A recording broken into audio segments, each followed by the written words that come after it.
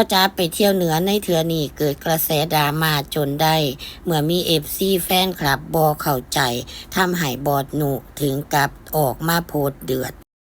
สวัสดีค่ะพี่น้องสุขุสุคน FC แฟนคลับหมอลำเสียงวีหก FC แฟนคลับอีหลาอาอายสกุณาพรที่รักทุกท่านค่ะมื้อนี้มาเว้าถึงกระแสตอนนี้ค่ะเกี่ยวกับทางบอดหนุเพิ่นได้ออกมาฟาดทางญาหนุเพิ่นก็ได้โพสต์ออกมาอาจสิมีคำที่แบบว่าสะใจจักหน่อยนั่นล่ะค่ะ FC แฟนคลับหลายท่านน่ะคงสิได้เข้าไปเห็นแล้วว่าทางญาหนุเพิ่นได้โพสต์ว่าจั่งใดเนาะค่ะโพสต์นั้นเพิ่นได้แชร์ความคิดเห็นของ FC แฟนคลับบางท่านที่ได้เว้าถึงเรื่องที่อีหลาอาอายบ่ได้ไปเที่ยวนำทีมงานพ่อจ๋าญาหนุรวมถึงครอบครัวนั่นล่ะค่ะพี่น้องคะความคิดเห็นนั้นได้เว้าว่าจั่งซี้ค่ะ น้องอาอายเป็นคนในครอบครัวตอนเฉพาะหาเงินค่ะว่าซั่นนะคะและก็มีท่านหนึ่งได้เข้ามาตอบค่ะบอกว่าทริปนี้ไม่มีน้องอาจจะไปโรงเรียนหรือเปล่าล่าสุดก็ยังมีพ่อจ๋าได้โพสต์ออกมายาวๆเลยค่ะพี่น้องเพิ่นได้โพสต์ว่าจั่งซี้ค่ะกับดราม่าที่เกิดขึ้นอยากบอกว่าเสียใจมากผมน้อยใจสุดๆจะบอกให้เด้อ ที่อาอายไม่ได้มาย่าแต่งย่าอ้อยชวนลูกแล้วลูกบ่มาและอาจด้วยลูกไม่สบายแต่จริงๆก็มีแผนพาลูกไปทริปต่อไปเกี่ยวหยังกับยามหาเงินหากับลูกเขาได้ครอบครัวลูกได้ผมมีแต่หาตืมให้อย่าสร้างปัญหากับเรื่องละเอียดอ่อนแบบนี้ความรู้สึกยามอาอายได้เที่ยวได้กินอาหารดีๆคือบ่ถามหาคนในครอบครัวผมแหน่ย่าหอยมิลินอาม่ายคนที่ถูกลืมถามแหน่ซุ่มใจแคบคนในบ้านผมเคยกินบ่กุ้งมังกรภูวิลล่าพัทยาก็บ่เคยไปพวกเขาไม่เคยมาเที่ยวแบบนี้จ้าครั้งแรกกับการขึ้นเครื่องบินครั้งแรกกับการมาเที่ยวของคนในบ้านเสียความรู้สึกมากความคิดไม่ยุติธรรมกับชีวิตผมเลยเกิดขึ้นกับทุกคนที่ผ่านมาในชีวิตที่ชักผลักดันอุ้มชู้เศร้าหนีไกลๆข่อยมาบ้านแม่อ้อยบ่ม่วนแม่มันดอกย้อนคนพวกนี้เหลือใจอันนี้ออกจากใจพ่อจานุพงศกรอีหลีเด้พี่น้องบางคนบ่เข้าใจอยากพิมพ์ขอความแสดงความคิดเห็นตามใจเจ้าของก็พิมพ์ไปต้องคิดอีกจักนิดนะคะคิดถึงความเป็นไปได้คิดถึงหลายเหตุหลายผลค่ะน้องอาอายเป็น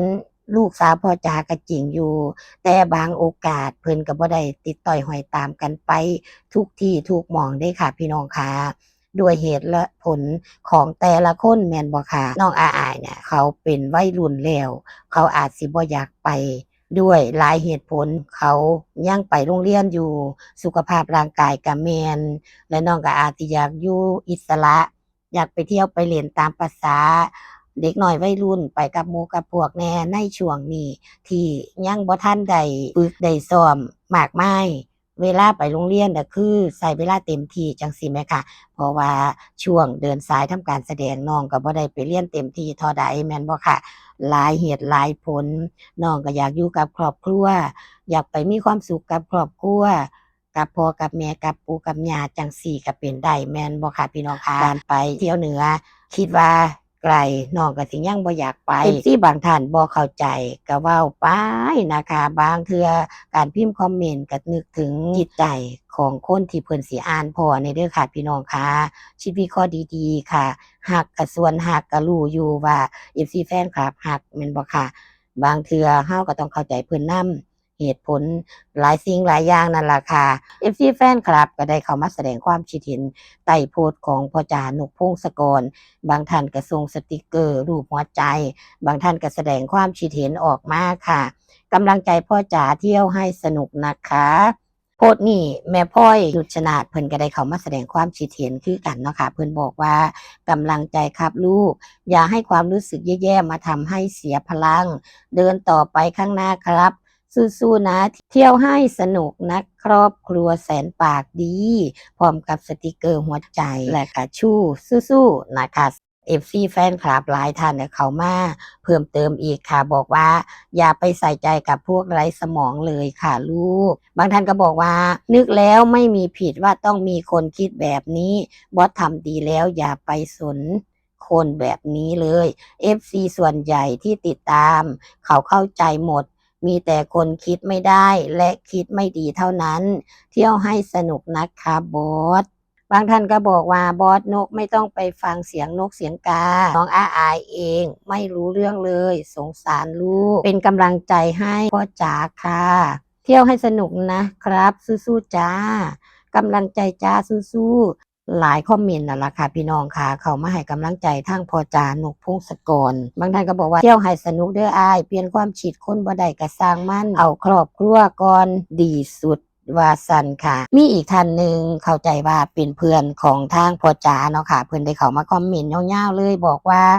นายเก่งมากแล้วนกนายมาไกลได้ขนาดนี้สมัยเรียนเราเห็นความขยันของนายเรียนอยู่หนองหานเลิกเรียน5 โมงเย็นขับมอไซค์เข้าไปในตัวเมืองอุดรเพื่อไปซ้อมอยู่วงหมอลำเราไม่แปลกใจเลยที่นายมีวันนี้ได้เพราะความขยันและอดทนจริงๆ กว่าจะมีวันนี้ได้ไม่ใช่เรื่องง่ายๆเลยโฟกัสแค่คนที่รักเราและความสุขของตัวเองก็พอแล้วทำเพื่อตัวเองบ้างนะเป็นกำลังใจให้นายเสมอเพื่อนคอมเมนต์นี้มาดีแท้พี่น้องป๊าดคอมเมนต์นี้มาดีแท้ค่ะคุณแม่อ่านแล้วขนขิ้งลูกพุ่นเด้อันนี้เป็นความรู้สึกของเพื่อนพ่อจ๋านกพงศกรที่เขามาแสดงความคิดเห็น ให้กำลังใจเพื่อนเนาะค่ะนี่ล่ะค่ะเวลาว่างเวลาเพิ่นพักผ่อนก็ให้เพิ่นไปพักผ่อน